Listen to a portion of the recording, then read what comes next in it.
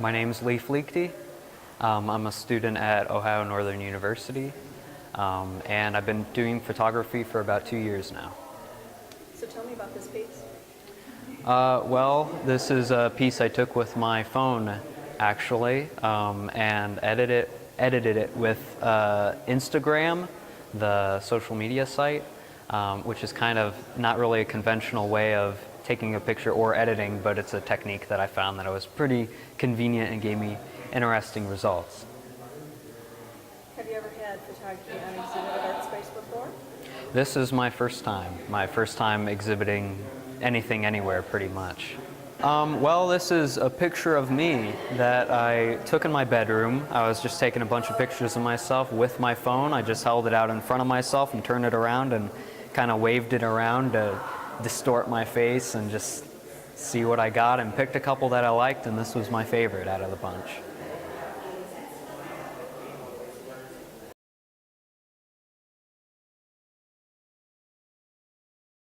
I'm Bill Heinemeier from Lima, Ohio, and this picture turned out to, first I was just all angry because I had to go back to have a glass redone and had to drive about an hour, and the morning was so beautiful that I was just so fortunate that as I was going I was able to take this and some other pictures. The others are in HDR, they're not in here, but it just showed you how the camera can turn a really ugly day into a nice day. And that was taken in Yes. Texas? This was in Texas.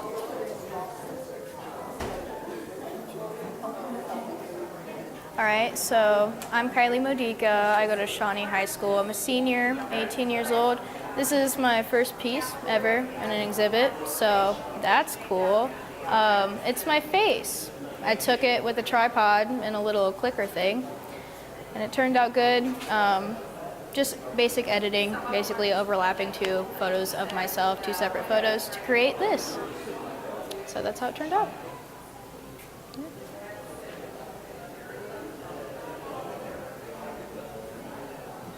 And, okay, so this photograph was taken when a friend and I went to Fort Wayne, and we went to the art museum over there, and we were wandering around the grounds, and out in back of the museum in Fort Wayne, I saw these trees up against the wall in the parking lot, and I thought, there's a composition, and so I just decided to, I took about 10 or 12 pictures, and it turned out like that, and that's how this picture came about.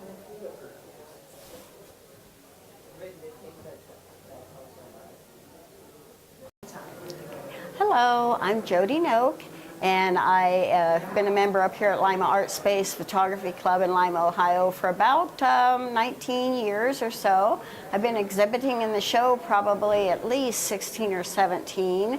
Got interested in digital cameras because of my grandkids, of course. And so this is my photo, Trendsetter. And this is a photo of one of the cows that live not too far from my house. And I like to go out with my camera and just put my equipment in the car and drive around. And I found this nice herd of cows, and so I spent the afternoon, because the farmer, Bernie, let me go into the pasture with them. I spent the afternoon in the pasture with the cows. And it was very delightful, and she's got one horn and quite a personality, and she is definitely a trendsetter.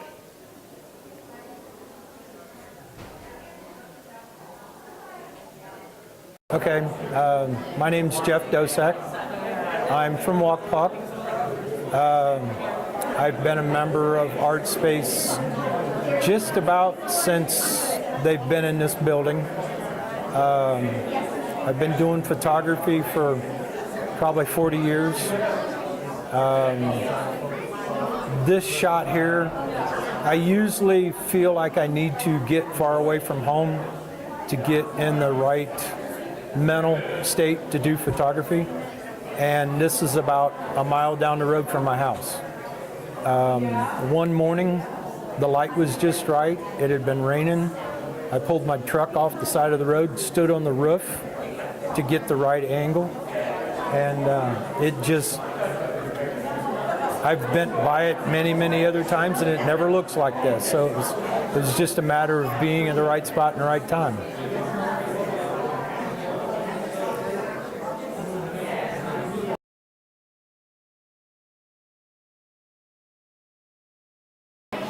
My name is Donelda Conrad. I live here in Lima, Ohio.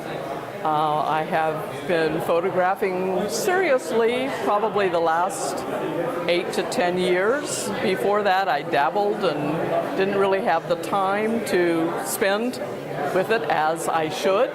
But now that I'm retired, I get more time to do that, and so it's been a really fun hobby for me. This photo was taken in Glacier National Park this fall, the first part of October. There was a little bit of snow on the ground, and the aspens were still glowing yellow, just beautiful. I took the photo originally in color, and the more I looked at it, the more I thought it might make a nice black and white, and so I went through the process of converting it to black and white, and I think it turned out really pretty good.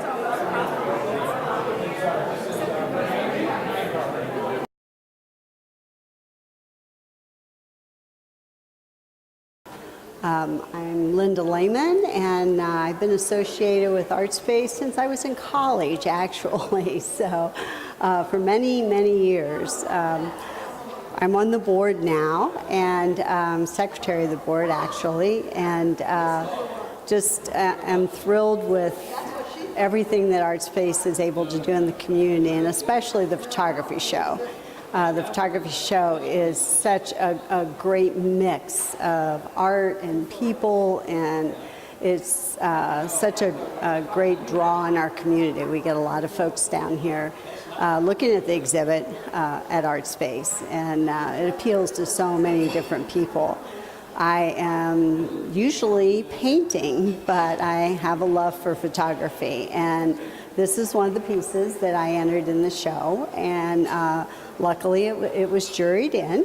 And one of the things about this piece is there is a backstory to it, and we were traveling in Europe, and we were in Hungary, and the city was Budapest.